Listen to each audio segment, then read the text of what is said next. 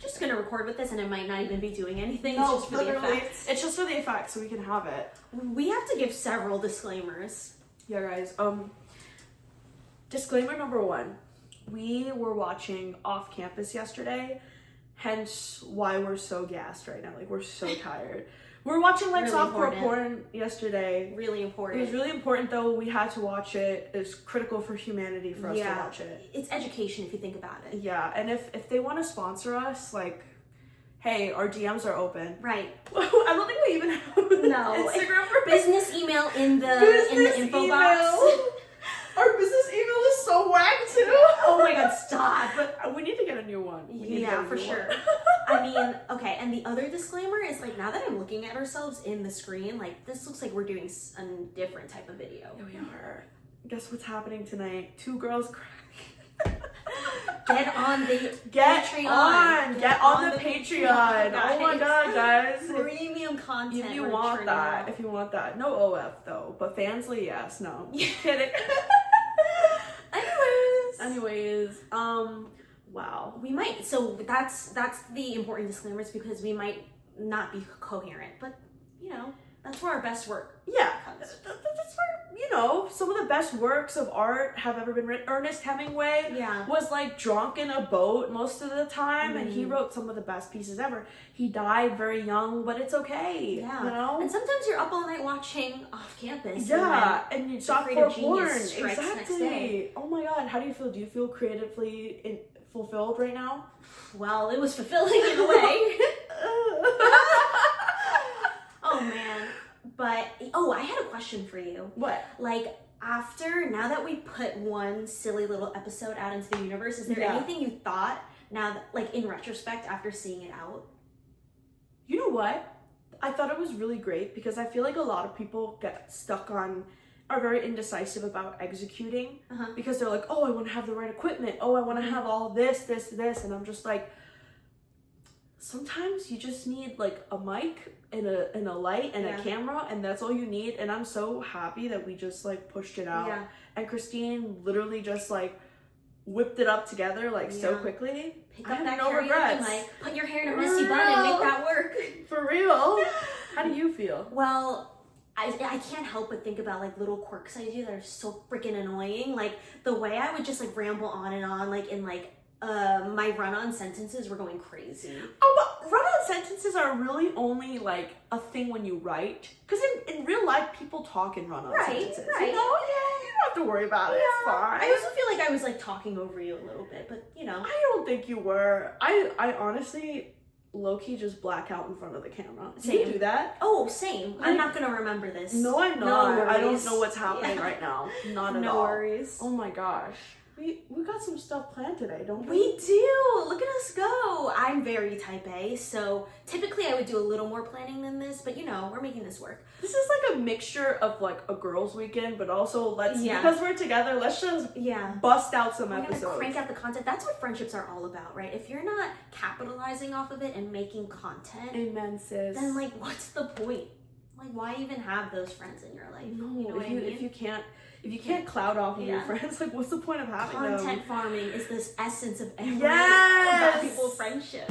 Yes. But I know I feel like the way our conversations flow the best is if we just like riff about like a big topic. Yeah. So I know we were loosely going to talk about like beauty standards and also just like branding and whatnot. I mean, I know we're trying to get that Lockheed Martin sponsorship yesterday. Yeah. So hit us up. See, the defense companies, they pay you the best. And you know, you just like gotta come up with like a cute, catchy slogan. Right. Like Lockheed Martin's. We want to rip families apart. Yes. You know, and like Lockheed Martin, I've never personally worked in marketing. She's also not worked in marketing, but we are happy to just get on the desk and write some like slogans for you, cute little slogans, if you want to hire us. Yeah. Because we think places like Sunglass Hut and then what's like the I buy eyewear, they're so basic, you know. Yeah. We want to do some meaningful, lasting work. Right. So if you are Lockheed Martin, if you are Raytheon, we're so happy to work with you. BAE Systems, we're so happy to work with you. We can turn a blind eye when like you destroy a couple of nations here and Yeah, there. it's okay. But bringing political instability one bomb at a time, like. Well, also like this is really like I hope people understand sarcasm. I really hope so too, and that's really lost. That's really lost upon people. Yeah. The art of sarcasm is really It's an art. Yeah. Some people really don't get it though. Also, though, I also understand it's a cultural thing It is a in a cultural sense, thing. you know. But also, some people are really bad at executing it, right? Because some people, listen, with sarcasm, you just have to go so far the opposite way, say something so outlandish that people absolutely know it's sarcasm. But people use sarcasm in a very normal way where it's just like, oh yeah, I totally love cheese. And it's like, Oh, cool. Do you like Yeah. cheese? Right. Like, Yeah, right. It's not that outlandish for you Yeah. to say that, you Yeah. know? Or like, oh, you look so good today. Like, okay. Okay, thanks, I guess. Thanks. Right. You know, some people just don't execute sarcasm well. That's a good It's an point. art. It's a skill. That's a good point. And I hope you guys understood that was Yeah. sarcasm. It was sarcasm, but also if Lockheed Martin brings me to Coachella next year, Yes, we're gonna the outfits would be.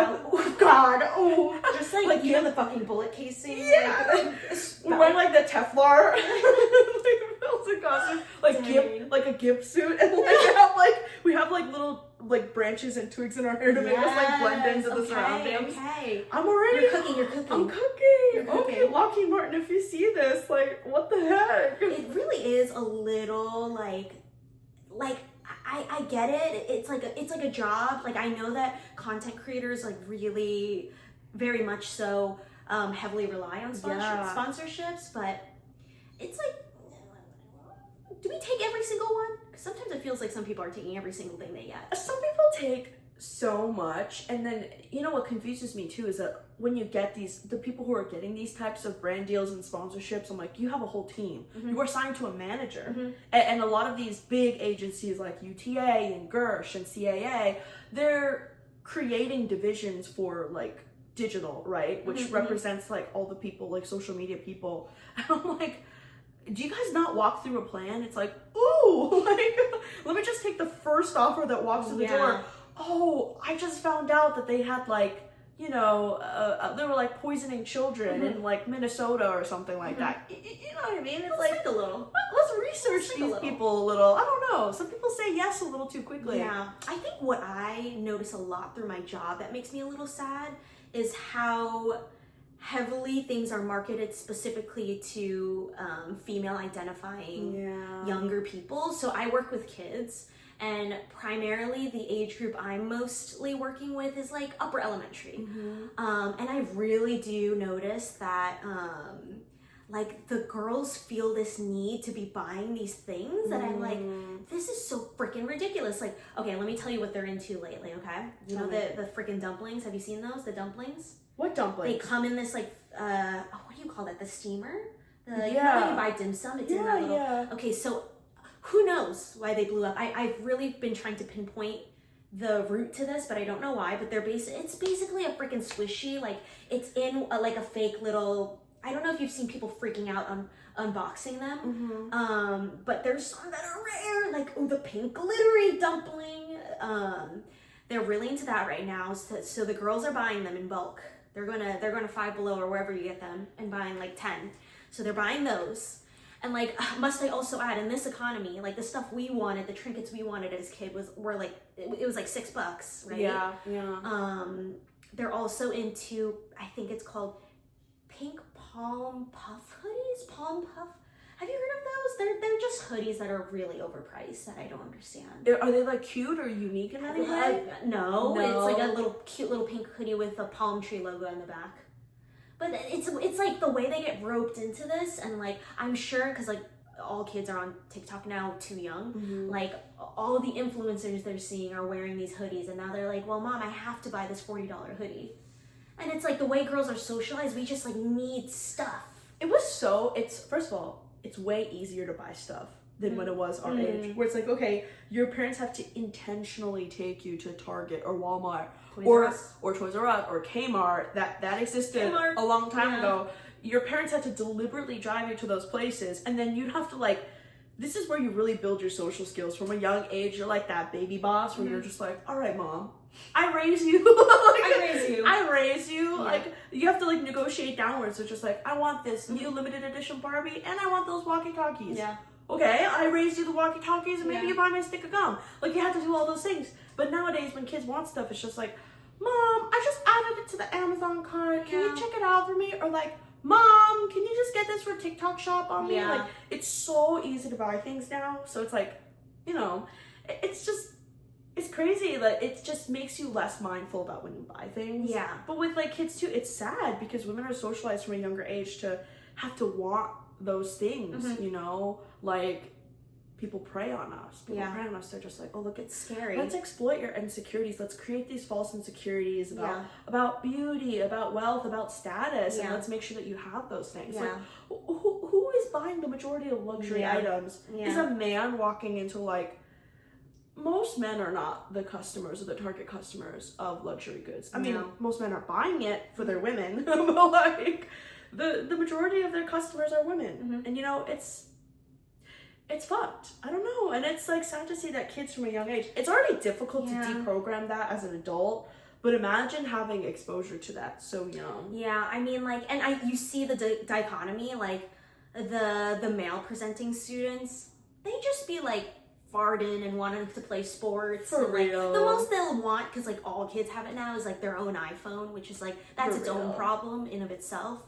But we'll get to that in another episode. yeah, right. But the girls like really feel, and I kind of feel bad because there's a delicate line to balance in like, you don't want your kid, I get it sometimes with these parents, you don't want your kid to feel completely socially ostracized.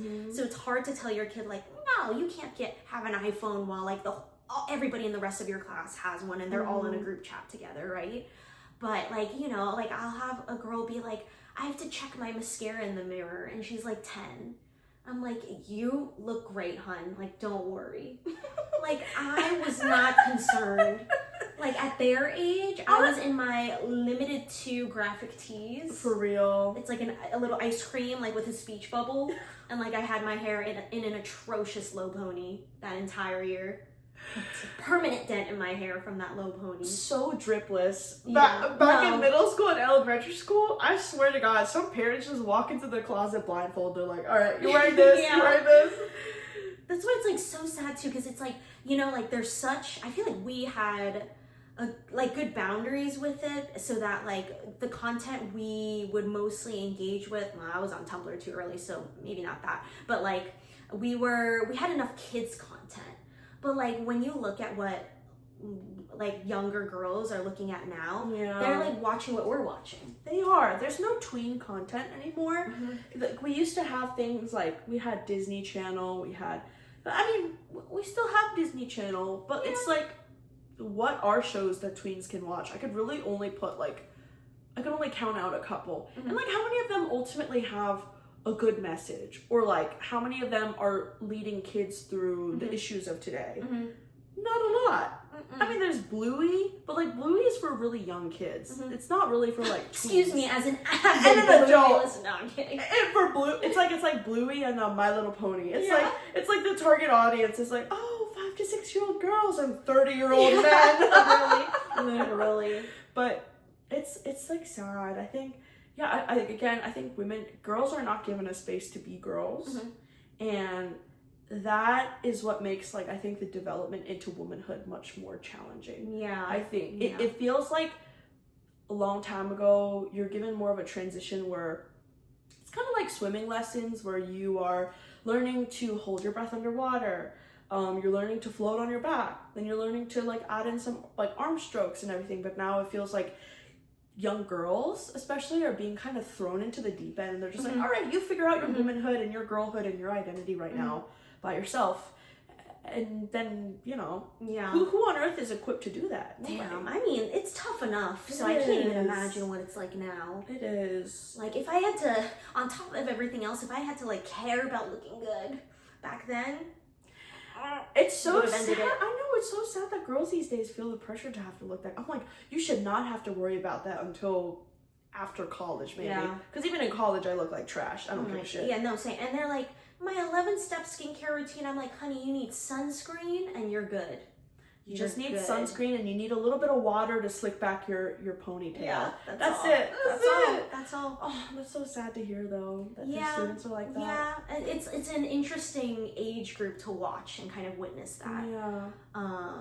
But yeah, I mean, like, not that it doesn't affect like adult women too. Like, yeah. I feel like it's also pushed upon us to like get all these products, but at least we don't have that foundation of that being normal. No. Per se. The Korean skincare stuff goes so crazy too, and I used to make a lot of content on TikTok about it, especially. I think there's peaks and troughs of the Korean beauty phase, and I think a couple years ago, like 2022, 2021, like when it really popped off, I was making so many videos where I was just like, listen, Amore Pacific, just because they make a new toner or like all these, I'm like, you do not need a new toner every time it comes out. I'm like, Korean skincare is good. I think it's great for its price point, but I'm like, they're not researching and developing like new breakthroughs in skincare technology so quickly that like every couple of months, like you have to get that product. Otherwise you're behind the curve, you know? I can assure you, you don't need your 6 toner. Like, you'll be okay. That was so crazy. I literally used to flood my, I broke out like crazy when I was like 22, and that was literally because I was doing a 10-step routine and I was over flooding my face with shit. Literally putting on toner, serum, essence, moisturizer. Some of these things, I'm like, what is that? They're like ampoule. I'm like, hey, so we're making new words. We don't need to make, we have enough words for the stuff we need. No, and the fact that like, when you walk into an Olive Young too, that they're like separated, like essences and ampules, I'm just like, I'm sorry, the only main difference is maybe the viscosity and the texture. But also like the packaging. Ampules always come in like those scientific like dropper. You know what I'm talking about? Get you? Yeah, that's how they get you. And then like the essence are always coming in like those bottles. It's like, it's just like a marketing and packaging scheme to make you like pay more, even though the product's not more premium. You know? I see. But yeah, Korea is so consumerist. It's crazy. Like even recently, like ever since the exploding of like delivery services, people used to only get like food delivered and stuff, but like there's this one specific Olive Young where there's almost no foot traffic in that Olive Young near where my parents live. There's no foot traffic there, but there's one employee who's working the front desk, and she gets a shit ton of like online orders that she's packaging for like the delivery drivers to come pick up and deliver, because people don't walk by foot anymore. And delivery fees in Korea are so cheap, so people, it's like minimal. It's like maybe 2,000 or 3,000 won, which is like $1 or $2 US for delivery. So people are literally just like doing that. I mean, I get it, but I will say, if the delivery fees were so cheap there, I mean, you don't have to worry about skincare or clothes for me. You need to worry about the 3rd set of chicken wings I'm ordering. No, it is actually disgusting how quickly. So when I lived in Gangnam for like 2 months, it was disgusting how quick the delivery driver would come. I would place the order, and cooking and delivering and everything, 20 to 30 minutes. I don't understand. Full time. It was actually crazy. Whereas here, like, if you want to DoorDash McDonald's, it's like, okay, it's gonna take you like an hour. I do get a little suspicious when it's too fast. We were talking about this like earlier, but yesterday we got some fine dining, everyone, some Burger King, and I was like, we got a lot of stuff. So I'm like, if they were too quick with it, I was like, that's not me. No, it's not. That's from a raccoon. That's from some squirrels that were in the parking lot. Literally, for context, we ordered the family meal as one does, and it's 3 Whoppers, 3 fries, and 3 like chicken juniors. Yeah. At first they're like, oh, I thought they said wait at the parking lot. They did, which I did, but I waited for 2 minutes and I went back into the drive-thru. And by the way, Burger King empty, which y'all are missing out on. Great food. I get there and they're like, oh yeah, and they just give me all the food and I'm like, damn. And she's just like, yeah, this is like raccoon elbow. Yeah, no, seriously. This is not funny. Like, you know. But that's also like kind of connected to what we were talking about in the sense that like, I wonder how much of the source material is really all the same. Yeah. It's really just like, how can you market yourself, or what kind of cute little packaging, or like what celebrity can you paste on like the, you know, the ads for it. This is the challenge of capitalism, right? Where you have like a free market. So it's just flooded with a bunch of brands that literally offer the same thing with different packaging. And listen, like, I like that there's diversity in skincare because not every skin, it's not one size fits all, but come on.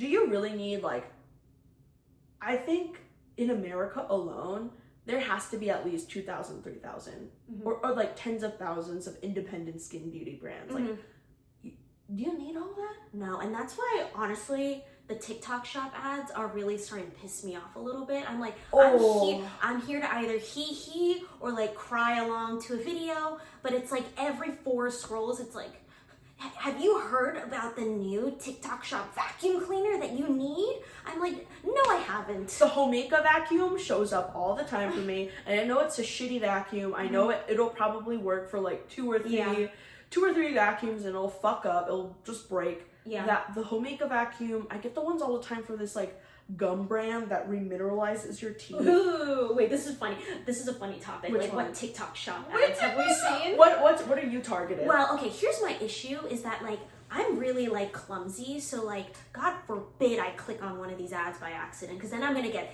27 more of those ads in the next 3 days. You will. But it's like there was this like cutout black tank that I clicked on once just to see what it looked like on the model. And I was like, oh, well, now I'm gonna see it actually 3 billion more times. I'm not getting clothes from TikTok shop. That has to all just be Shein stuff, no? It is Shein. Yeah. It's sold through Shein. It's sold through whatchamacallit, Cider. It's literally like channeled through, like they have their own TikTok shops. And I'm trying to think what else. There's this one backless dress that kind of looks like a muumuu, where it's like I know what you're talking about. Do you know what I'm talking about? They're like, and it's so crazy. And they're acting with their husband. Acting with their husband, and they're just like, and the husband comes in, he's looking gross as ever, and he's just like, damn, and she's just like, oh, what? You like this dress? But like it's like even the way it's scripted too. It's like, you like this TikTok shop dress that I just got in the shade orange. So it's like, good. girl. She's just like, oh, this dress? Yeah, I got it from TikTok shop. What, you like it? And she's like, and the girl is like, oh my god, your husband will not need to, like, could not keep their hands off of you once you wear this dress. And I'm just like, oh my god, that dress is literally like, I don't know, it's just a very open back dress. Yeah, you go to Old Navy and you'll find this. Go to Old Navy, Come or on now. if you want, just get like a Hanes t-shirt and just make a big Yay. just like a DIY. big circle on the back. Like, that's such a waste, you know? I thought about it while we were talking. Which Two ones? other ads that I'm seeing all the time is, again, my problem, I guess, because I decided to click on it because I wanted to see if there was a coupon. But you know the Korean instant protein shakes? Oh, Fine Meal? I will say, They do taste good. good. They taste good, Like, but they're that's why so I- expensive. That's why I clicked on it, because I thought I'd get a really good coupon maybe.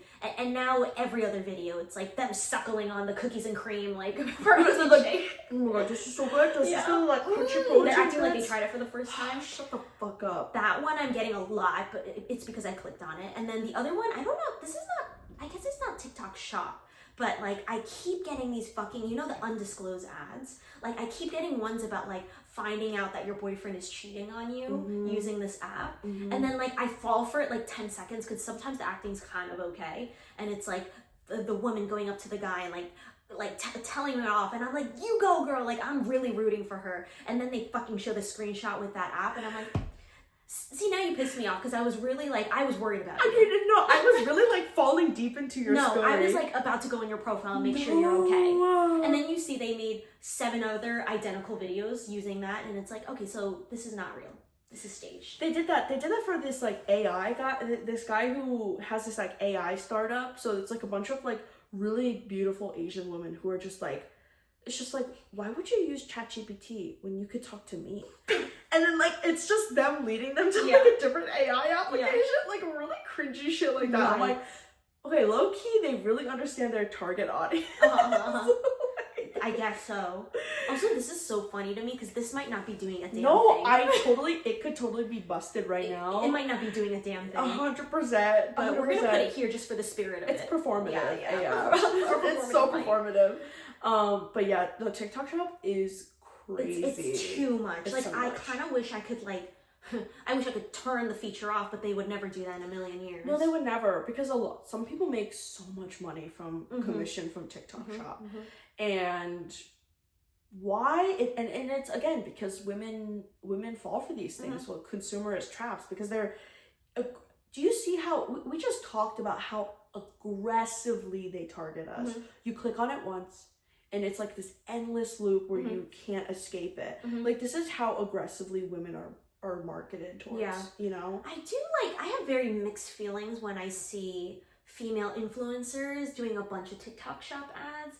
Because part of me, like, sometimes they frame themselves of like this helps me be self-employed and do what I need to do, which is cool. But like when the products you're pushing, you know you're not using that shit. No. Like, I can't help but feel like this feels a little exploitative. It is exploitative. Are you serious? Like, the whole point of hiring influencers to do this is because they create a parasocial relationship with you. So it's not even just like a salesperson coming up to you and trying to like cold calling or trying to get you to buy something. It's straight up like, we have this relationship with this woman or this influencer, and you're like, I think I would be closer to her if I bought this product. Like our lives would be more similar, you know. I feel like some people are influenced in that way, and it's kind of sad. I think a lot of it has to do with loneliness too, you know. That's a good point. But I see that, and I'm just like, I don't know, as an influencer, it's just so excessive if you're getting people to buy these things that aren't going to help them in their lives or improve their lives in any way. It's just, it's excessive. I don't know. Yeah, I don't know. It's like with all the weight loss, like supplements and whatnot that are being pushed too.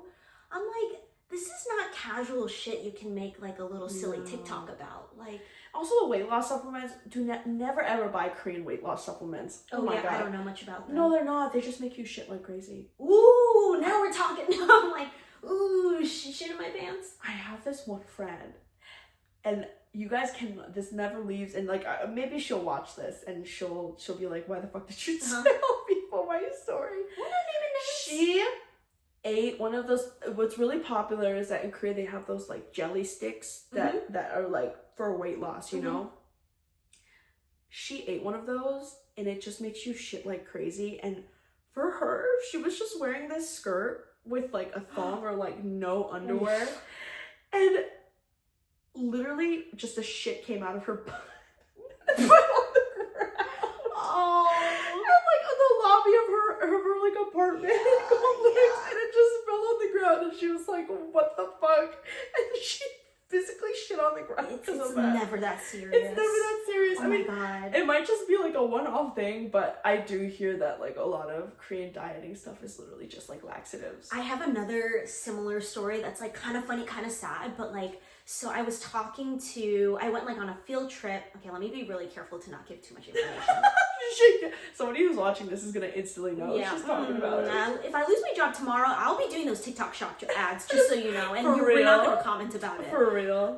But I was on a field trip, and I was talking to the nurse they hired for that trip, and she was sharing, because I don't work with older kids, so I don't really know, like, I have a sense of what's happening in like middle school and high schools, but you know, not very closely. And she was saying how a big thing she noticed is like these girls who are already like objectively thin taking laxatives, and like they were on like an abroad trip, right?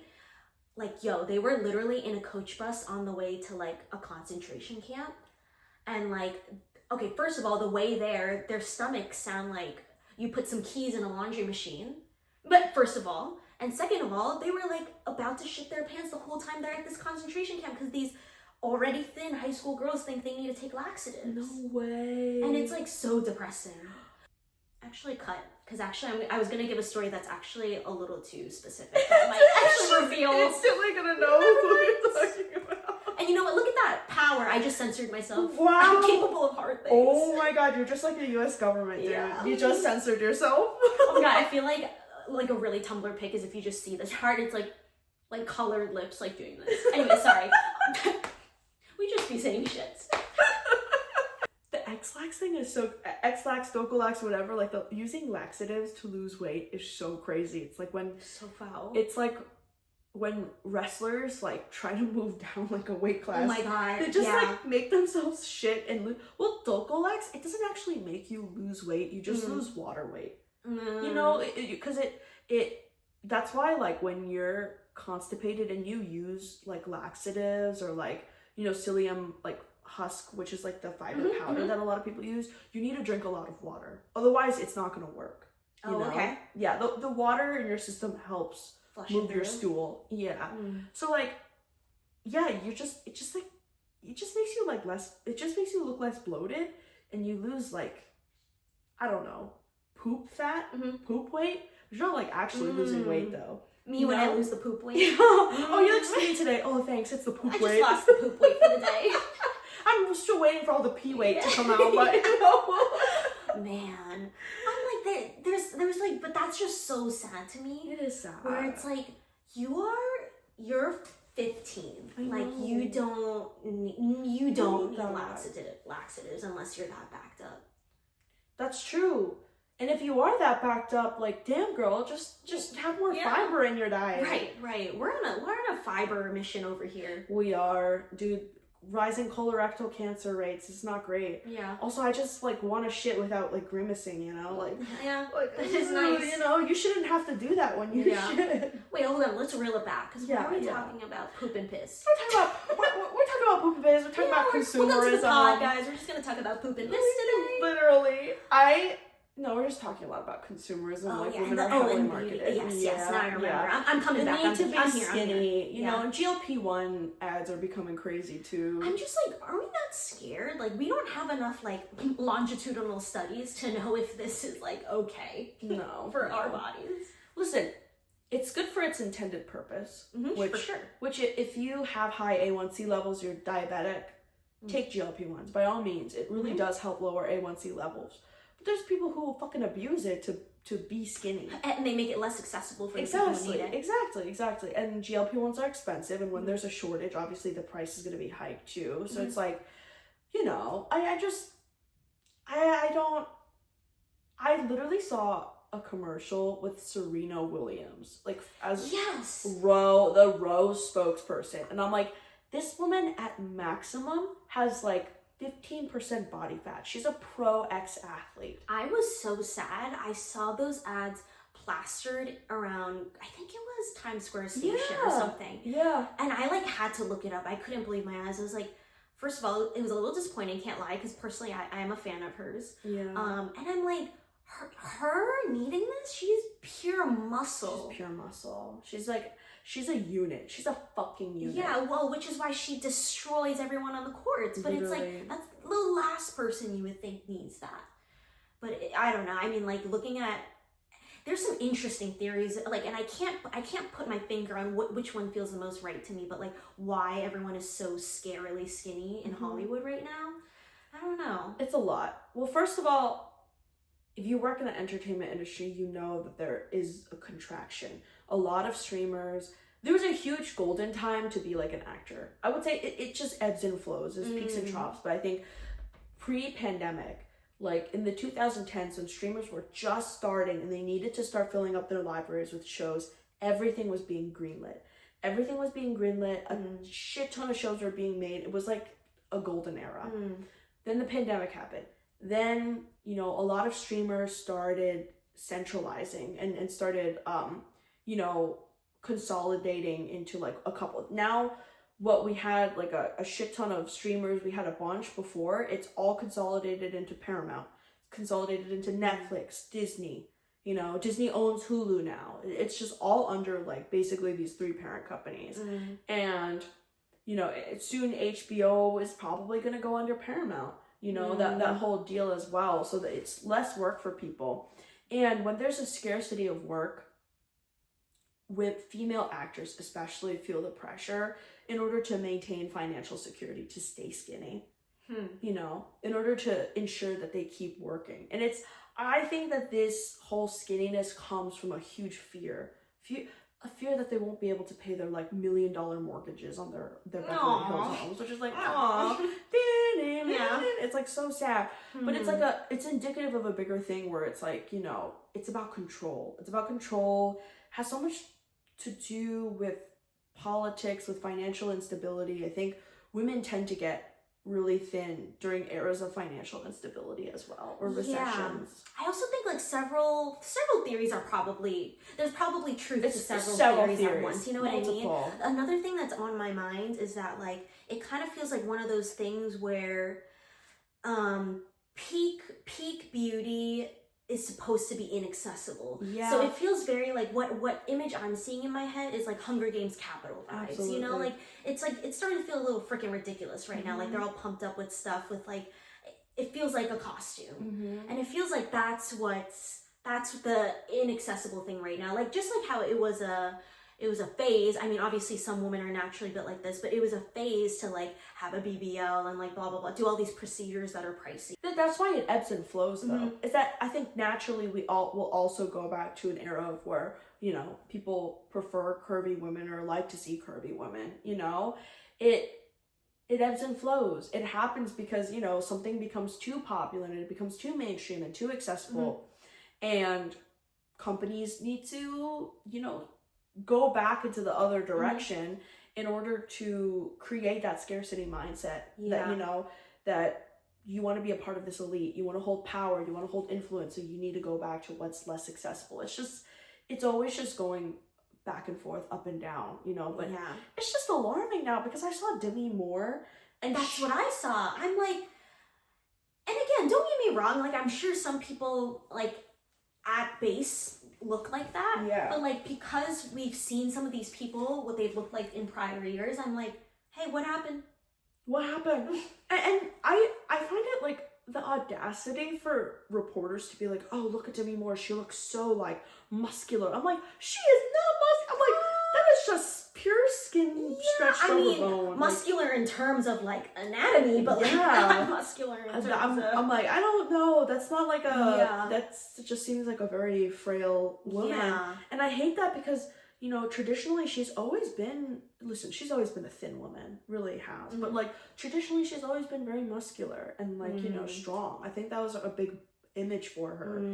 But it's just sad to see that. It's sad to see us swing back in a different direction. Yeah, I mean, like, also when I look at Korean ads, the body types look crazy. Like, I know it's also mostly Photoshop, but I'm like, so you're telling me you've got these anime girl perky deep cut boobs, waist is like four and a half chopsticks thin, and then, you know, hips that jut out, but then like also legs that are as thick as like 7 chopsticks. No. I'm like, literally, that's not real. Not possible. It's not possible. And it's like, it's just like, I find it so difficult because I feel like when you lose so much weight, obviously it shows up in your face a lot.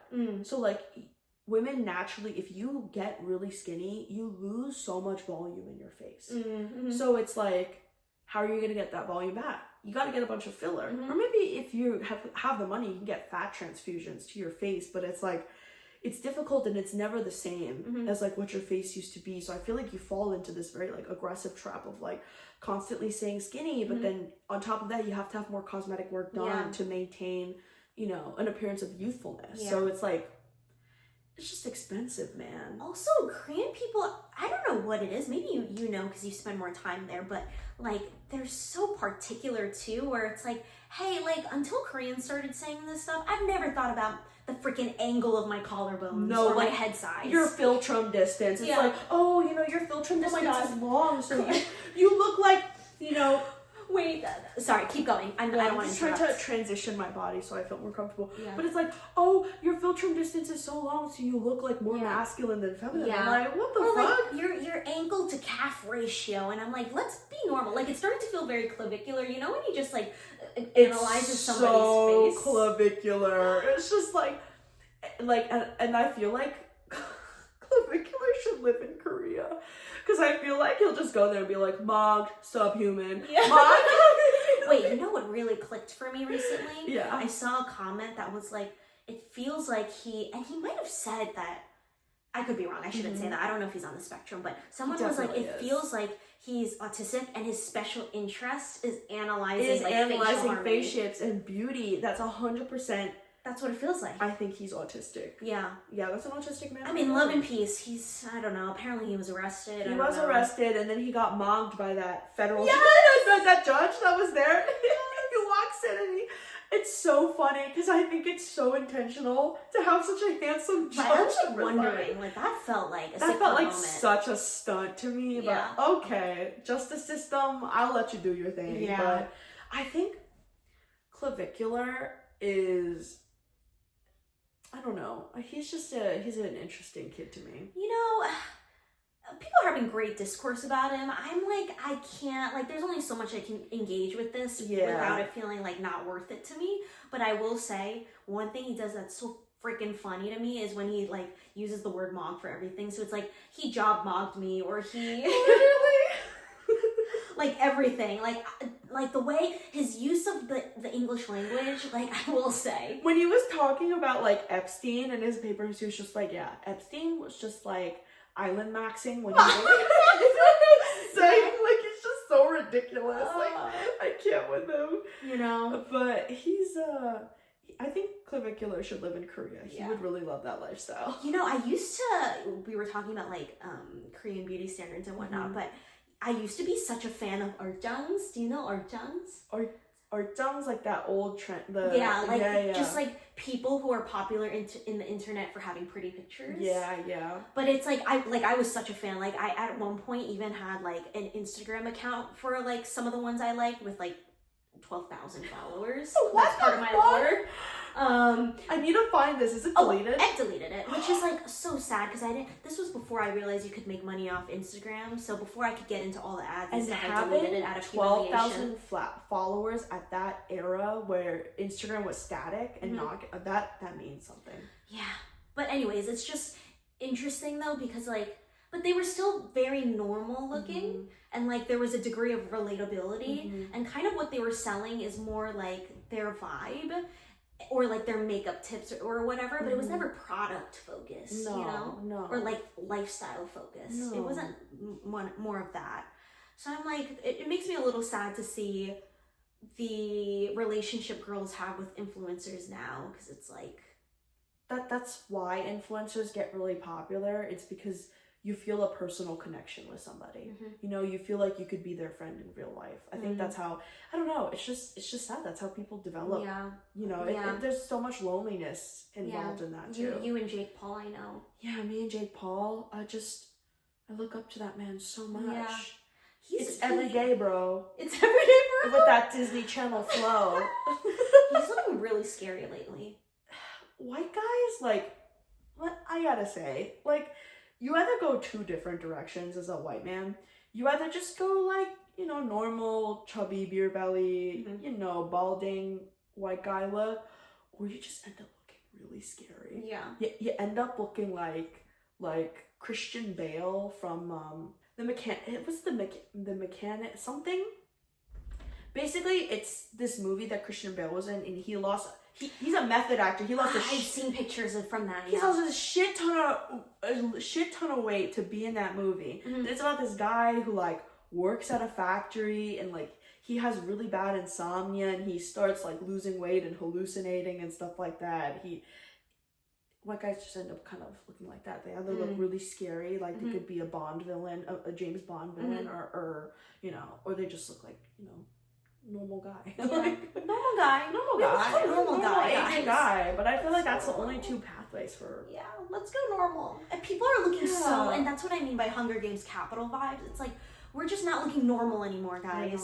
We're not. Let's go normal. And you know, I will say my own relationship with beauty is like, it's a bit tough at times, because I'm like, you know, I've gotten Botox here and there, but at the same time there are certain things where like the principle of it I'm not allowing myself to do, if that makes sense. Like, in theory, like you know, I could probably enjoy how I would look with like some nose filler or something. But like just, and you know, no shade to anyone who does that, but I just know what a slippery slope that could be for me. Yeah. You know, once you, and it's tough because who's to say, maybe the choice should be you don't do any of that stuff, right? Yeah. But it's not a clear like vice or whatever. I'm glad she didn't get nose filler, just because nose fillers just aren't as good as a rhinoplasty. But also, you don't need it. Her nose is literally perfect. It's really, I just have barely no nose. But that's I okay. say, like, literally nothing. I'm Yeah. like, we're just Korean. Yeah. Korean people have no nose And bridges. that's okay. That's okay. And you know what? Sometimes I look at a side profile photo of myself and I want to burn my whole house down, but that's okay. Sometimes I literally see a side profile, like whenever I'm watching Singles Inferno, I'm just like, you guys have to know that all of those noses are fake. I'm like, no Korean person has a nose bridge. No. None. No. It's not natural. Nobody naturally has a nose bridge. And if you do, I don't know, maybe I have like European blood somewhere in your timeline, because we genetically just don't have that. But it's, I'm glad that I'm sort of careful about that relationship to that, because I remember like as a kid, I thought I was going to get double eyelid surgery when I grew up. But like I've actually completely thrown that away now, where like I really like my eye shape now. Yeah. And it's like, thank goodness I allowed myself to like sit with that feeling and work through it, because it's tempting, especially like, well, you know, a big reason I didn't do it was because I didn't have an extra couple $1,000 to like lying around. But like I could see why, if you had the resources and the money and the connections, right? Like yeah, probably in the moment I would have just gotten through with it. And you know, is it the worst choice ever? No, but like there's something to be said about like it's worth sitting through it and seeing if like it really matters all that much to you. I'm glad we didn't get double eyelid surgery, so glad. because Musang is 100% back in Korea. People really like them. I think obviously people are still getting double eyelid surgery because they want their eyes to look bigger, but like I think currently there is a deep appreciation for women or men who have monolids. They're like, we're so back. We're traditional. We're so back, guys. How long we'll be back for? 3 business days. 3 business days. But you know, like it's like it's coming back, and I'm glad I never got it, because I just personally like them. Yeah. You know, I've never felt the need. There's one thing I never felt insecure about, really, is like having double eyelids. Do I feel like insecure about my eyes? Yes, because of racist people from school, but not because I don't find them intrinsically beautiful. You know? Same. But yeah, you're right about beauty treatments being a slippery slope, because you know, you start being unsatisfied and touching up too much. It just becomes like this endless cycle. And the whole thing about injectables is that it's temporary. You know, so that you're constantly going in to fill things up. So every time you do it, it feels like, oh, you're kind of having to play on the line of, do I keep doing it? How aggressive do I go? Except for Botox, you know, low key for Botox, I only had to do it a couple of times, and I can't really move my forehead that much, you know? I think it works. But filler, though. Filler, it slips. So you gotta constantly get it touched up. Yeah. I'm kind of scared of filler, to be honest. Filler scares me. I inadvertently got filler because the way that it was advertised in Korea. So, you know Juvalook? I've heard of it like vaguely. This skincare treatment, and the whole time I'm thinking it's like Rejuran, which is like that's what I know. That they inject. This whole time, the way that Korean people describe, or even how the doctor described it, I thought this whole time it was just like, you know, this like serum that they put under your skin that they do through like injections that will like help improve like skin elasticity and moisture. So I get that done. And it's only until after I find out, after watching multiple videos from like board certified like plastic surgeons and dermatologists, that Juvalook is actually filler. And I got it injected under my eyes, in my forehead, and in my chin. This whole time I'm thinking, I just got this like cute little serum, and it was really painful, by the way. That should have tipped me off. It was extremely painful, and filler is known to be extremely painful. Like, so that should have tipped me off that this was actually filler. But yeah, it's filler, so it's like just in my skin forever now, and I don't know. And I'm like, I kind of wish in Korea they advertise things a little bit more truthfully. There's a lot of Yeah. clinic, and I didn't even get it done at a clinic. Mm-hmm. Because clinics, the people who inject them are just general doctors. Mm-hmm. They're not board certified dermatologists. The person who did it was a board certified plastic surgeon who did it to me. Mm. And I felt like I was still misled into thinking that it wasn't filler. You know? Yeah, it does kind of feel like, both in like a healthcare medicinal sense and like a beauty treatment sense, like procedures that are for women are not as how should I put it? They're not vetted as much. Yeah, they're not, like, for example, the field of gynecology, I'm like, this is still feeling a little medieval to me. Like, shouldn't we have like figured some of this shit out so it's not so painful and like torturous? It's so medieval. I mean, listen, even the way that they use like the speculum too. First of all, it is so cold. You're using and I understand things have to be sterile, and stainless steel is like the golden standard in the medical community. But I'm like, there's got to be a way to make pap smears or those things like much more comfortable for women, and IUD insertions as well. Because especially for IUD insertions, doctors are really hesitant to let you go under completely because they don't think that the pain from IUDs is like valid enough to get. It's crazy. Yeah. Like, female pain is taken so lightheartedly. Yeah. Where like, I feel like every woman in my life has some sort of like body horror story that I'm like, that's giving Saw. I know people who, I have this friend who was like struggling with really, really painful periods, back pain, like a bunch of these symptoms, and was just constantly being told and gaslit by her gynecologist that this is normal period and hormonal behavior, only to find out that she had like stage 2, stage 3 endometriosis. And, you know, she had surgery to have that removed. And imagine if she didn't do that. She'd have to live with that pain for the rest of her life. A lot of women have endometriosis. A lot of women have PCOS. And there's like technically no cure for PCOS. It's just kind of like a lifelong chronic symptom that you have to deal with. So to me, yeah, it feels like women's pain is trivialized, and hence why, you know, the majority of our funding goes to diseases and illnesses that impact both genders and not necessarily just one. You know, there's this show called Masters of Sex, which I thought was a great show. It's this story about like, there's that like famous professor, like Professor Kinsey, the guy who created the Kinsey scale, which like tests human sexuality. But you know, female sexuality has always been very, very understood. And this guy existed in like the 50s. It wasn't only until the 1950s of all of human history where they're like, maybe we should start focusing on the women and how they feel. Yeah. But it's kind of crazy that all of these breakthroughs have just been extremely recent, you know, in modern history. And I mean, obviously it coincides with, we didn't really have much medical technology until the early 1900s when, you know, we started studying like germ theory and like microbiology and stuff more heavily. But yeah, it's just crazy how women are prioritized. Yeah. I mean, all that to say, I will be getting breast implants in somebody's living room. No, literally, that's the only way you can get a good deal. You know those people who do give people braces like in their fucking home office. Those people who do like what are those called? The fake teeth, the veneers. Like Veneers by Haley, and it's like, oh my god, you're not a doctor. Yeah. What are you Braces by Brianna. I'm like, ooh. It's so crazy that, and there was this woman on this TV show. I forgot what the TV show was, but this woman who's addicted to getting getting BBLs, and the stuff that she was getting like injected into her butt was literally cement. Did you know that? No, it was so crazy.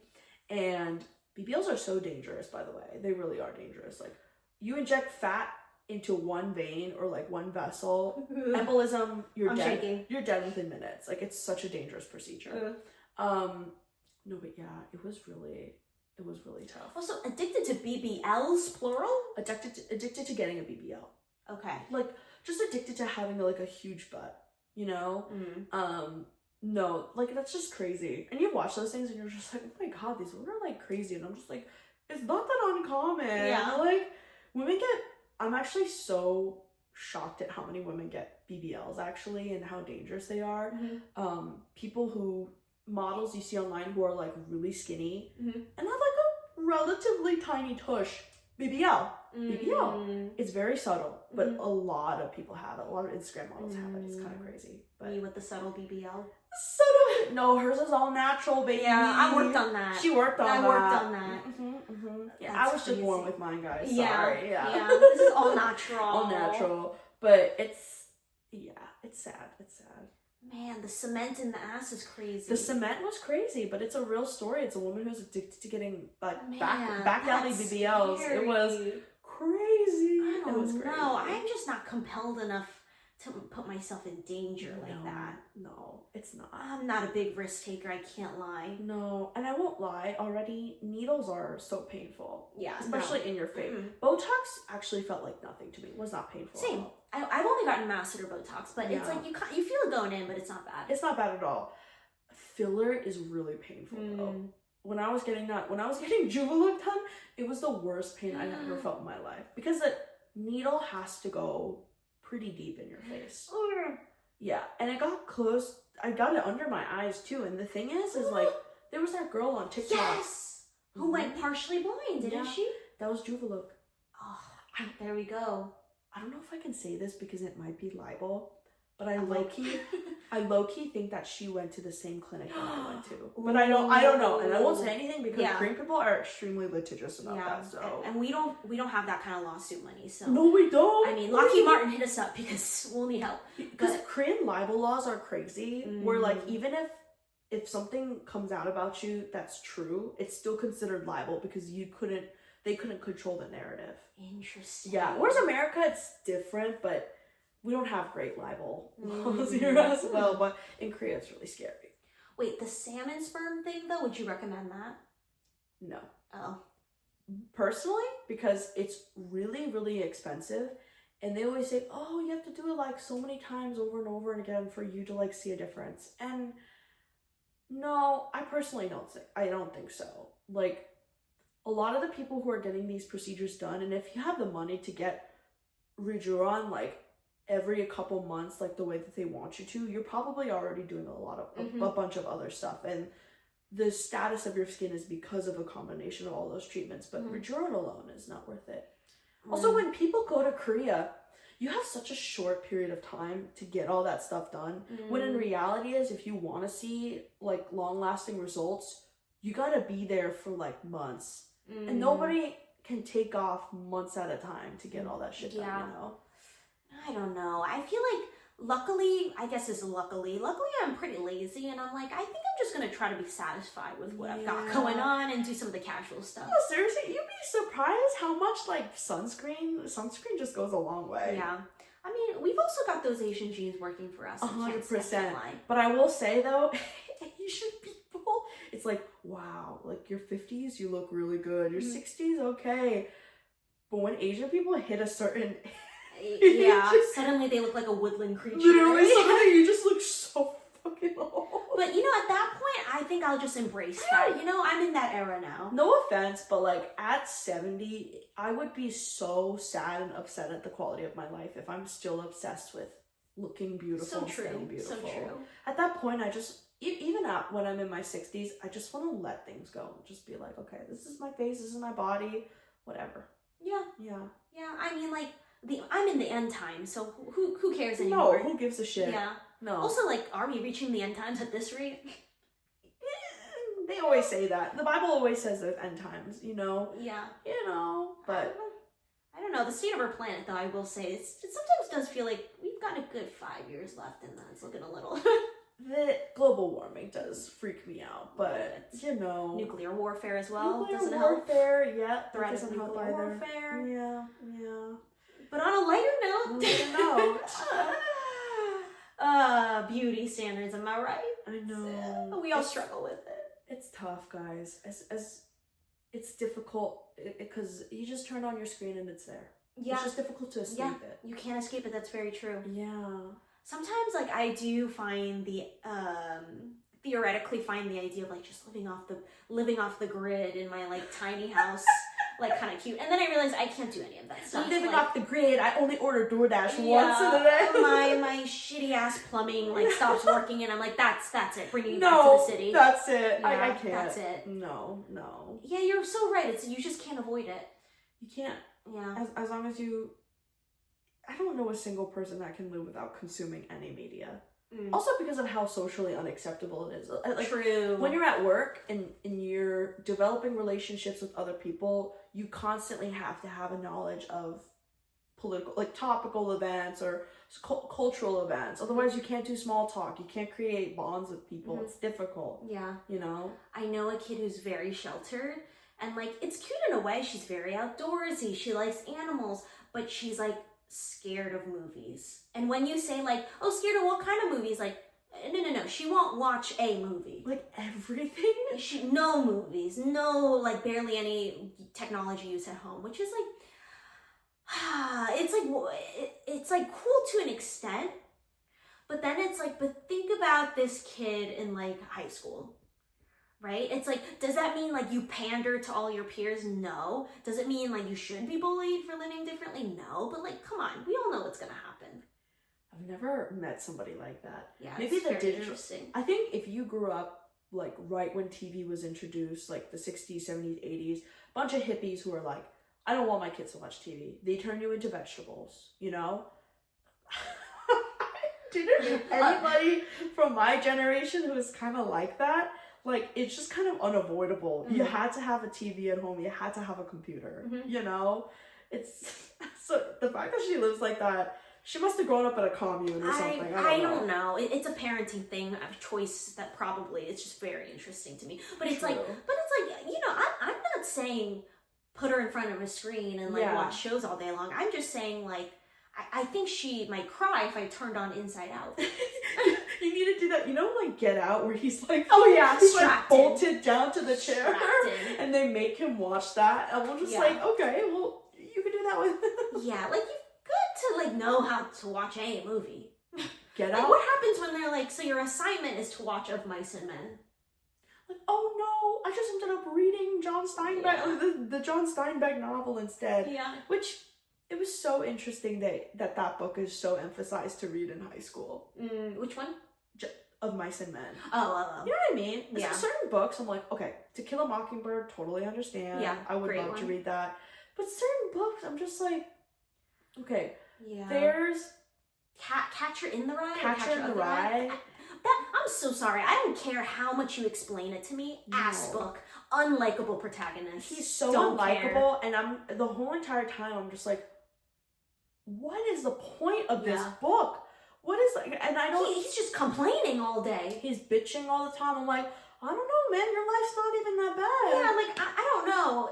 I hated that one. I hated that. Of Mice and Men, I actually really appreciate, but I do know that when I first read it, I was a little traumatized. And I do like. It's interesting because I think that a lot of the books that you read in high school is always like man versus nature. That was always such a huge theme. Because you read stuff like Lord of the Flies. You read stuff like, Of Mice and Men, where, you know, it's making you question like civility versus like how men are intrinsic. Man is intrinsically. It makes you think of those questions. But I'm like, that's important. But like, there's other topics that we can explore too. Yeah. I think when I was a senior, we definitely read more interesting books. Like, we read Passing. Which is a story, you know, it's a story about, you know, two black biracial women, and one is passing and one is not. Yeah, I read that one in college. That's interesting. I like that one. That was cool. You know, like, sociological implications that are like good to like read about. That stuff I get. Catcher in the Rye, I'm like, I do not want to read about this man bitching and moaning for like 200 pages. I fucking hate it. Hated that book. Worst book and of The all. Great Gatsby. Why are they obsessed with The Great Gatsby? You know, I didn't get that one either. I mean, it was like kind of like fun to read at times, but at the end of the day, I'm like, okay, another guy who's bitching and moaning. No, that book is just an example of like, that book is just purely entertainment, and it's weird that the schools make you like dig and dissect that book. When I'm just like, I won't lie, like F. Scott Fitzgerald, I think he just really intended that book to be like it's just entertaining. Sure, there's stories about class and marriage and society, but at the same time, I'm just like, it's just a book. That was just a very entertaining book. What's the best book you think your school made you read? Edith Wharton. Edith Wharton, Tom, what's that book name? I'm literally forgetting. But I'm a huge fan of Edith Wharton. I really like her books. I think my favorite was 1973. Ray Bradbury. No, George Orwell. George Orwell. Is it? I'm gonna be so embarrassed. 1984. Just a couple years Cut off. that out. Cut that Guys, out. I'm bad with numbers. Stop. Okay. George Orwell, yeah. You need to just add a couple of numbers to that. That's a phenomenal book. Great and book. then the Ray Bradbury book I'm important. thinking of is Fahrenheit. Yes, I'm gonna get the number Yeah, wrong, so yeah. I'm not gonna try. There's always like numbers on there, and the numbers Yeah. are always arbitrary. That's not the No. important part of the story. Yeah. So yeah, my favorite book was 1973. 1973. So wrong number completely. Cool. What else? What genre To do Kill you a like? Mockingbird was pretty good. Oh, That you was mean in good. general? Mm-hmm. I flip flop. So Yeah. traditionally, as a kid, I loved like a lot of. I really only read fiction. Mhm. I mean, you know what kind of freaky kid I was when you hear this, but I love the Warrior Cats books. Warrior Cat. I really heavily identified with that. I had names for myself. If I was one of those cats, I was gonna be a medicine cat. If you're in this with me, lock in. I would be a medicine cat, just so you know. Oh my god. No, I was deep within that. But now I'm actually really getting into nonfiction. Mm-hmm. But I think beyond content, it's more writing style that does it for me. Interesting. Any authors you really like? What have I read recently that was good? I mean, I told you this was a pleasure read, but I really enjoyed Project Hail Mary. Yeah. And then, can you keep talking while I pull something up so I can remember what it was? Yeah, absolutely. I'll talk about I'll my make some favorite books. recommendations. I love comic books. When I was younger, I used to love Dork Diaries. Yes, I love Dork Diaries. I love Diary of a Wimpy Kid. I like it. You know, Greg's a little asshole, but Yeah. it was an entertaining book. I always really like romance though. I've always liked historical romance. I love Pride and Prejudice. I love Sense and Sensibility. I'm trying to think what else I really enjoyed. I don't like romance, but some Interesting. recommendations. Circe, famously, she wrote Song of Achilles. Oh, okay. But Circe is another one of hers that I read this year. Mhm. I recently read this year Sherry Frank's autobiography, The House of My Mother. Oh, who's Sherry Ooh, Frank? oh my gosh. I mean, like, I'm really a typical, like, true crime girl. And, like, her mom is the Mormon family YouTube channel that, like, heavily abused all the younger She kids. has an all the kids. autobiography? So Sherry has an autobiography, and it's actually written pretty well, and, like, I thought it was really good.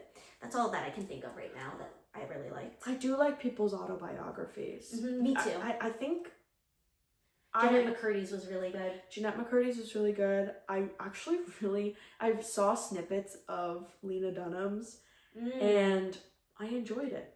Okay. I think Lena Dunham is a talented writer. Okay. I truly think so.